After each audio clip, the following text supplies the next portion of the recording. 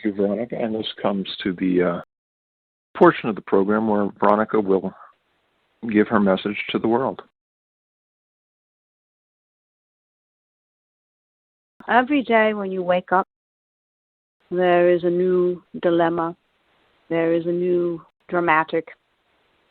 And just when you think it can't get any more ridiculous, it does. Just when you think things are settling down, it doesn't. We think that all of you have to anchor yourself personally to your own belief systems and to your own ability to have some clarity about your own lives. You are all met with all this chaotic, frenetic energy every single day. And if you let yourself get swept up into that, you're going to start creating some odd things as well. So we think you all need to stand your ground. And when all the frenetic stuff comes up, make sure both feet are planted and say, no, thank you.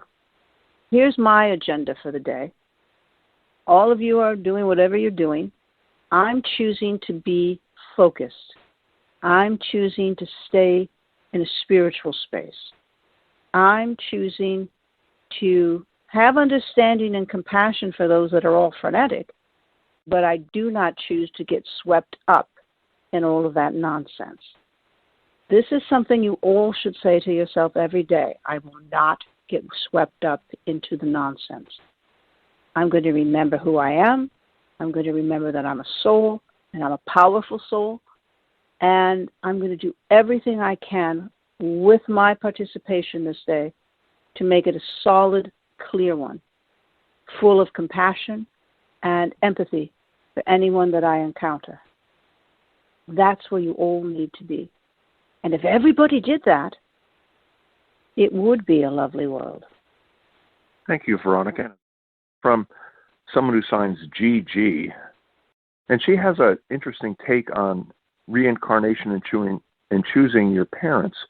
And we've gone over the fact that if you want to, you can choose all of the circumstances of your physical life before you enter, including your parents, down to the color of your eyes, how much money they make, what country they live in, all of that stuff you can choose if you want to.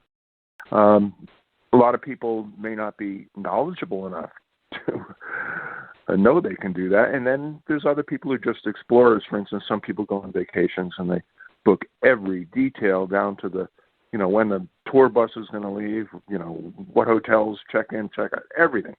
Other people just go there and say, let's see what happens. Just give me a rental car and I'll drive around wherever that is. So my question is, after all that, a geek granny had a kind of a nuanced corollary to that thing about choosing your parents. Apparently, she's adopted, and she wanted to know that do some people not only choose the parents, but knowing that that's not going to work out for whatever reason, they also choose their adoptive parents. So how's that for a nuance? Hold on. In this instance, there are always pathways to get to where you need to be. And perhaps the adopted parents, that was perhaps the individual's first choice, might not have been able to have children or already had agreements with others where they couldn't physically bring in the energy that it was looking for them. So a lot of times, the double level of experience comes into play. The idea that you come in and you choose a parent doesn't necessarily mean you're going to stay with that parent the whole time. A lot of times it's an avenue to get to the two individuals that you wanted to be with in the first place, but for whatever reason, there was a prohibitive moment that didn't allow for it. So everyone's journey is a bit different, and there's no judgment on the journey. And we think in this instance that you find the vehicle, knowing that the vehicle will lead you to the ones you want to get to anyway. Thank you, Veronica. I now have a question about twins. I've known a number of twins, and we get a lot of questions from twins. And in my experience, to say they're mostly male twins that I have experience with, is that one is dominant and one is recessive. One is very physical, and one is intellectual, almost to the point of being amazing when you see the two of them together. You know, one will be, you know, like going out and, you know, quarterback of the football team. The other one will wear dark black glasses and be in the band and in the chess club. So from my point of view, it does express the individuality of each soul, because logically they are absolutely identical. If they were machines, they would be identical. There would be no difference. And yet, if you look at twins, very often they're very, very different in their own personality. So how does that happen? The twin process is very abundant in experience. That would be the best way to put it, we think. Sometimes a soul will split itself and incarnate in two separate forms to have two separate experiences at the same time. There is also the moment where there are two souls that are very much alike, want to have a kind of alike experience physically, but be able to express themselves soulfully while being a twin. And the same can be said for triplets, quadruplets, etc.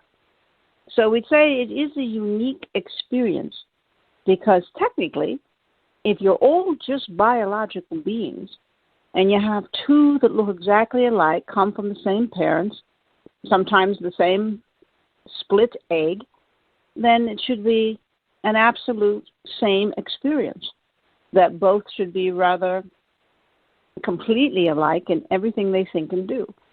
And we know that many of you probably know twins. They say, look, they look exactly alike. The biology is like, I can't even tell them apart half the time. But they are so different. All they have to do is open their mouth and talk, and I know immediately who it is, because they're so different. So the twinning, triplet, quadruple kind of experience is a very unique one. But it shows clearly that it isn't the biology that has identity. It is the soul that has identity. Thank you, Veronica.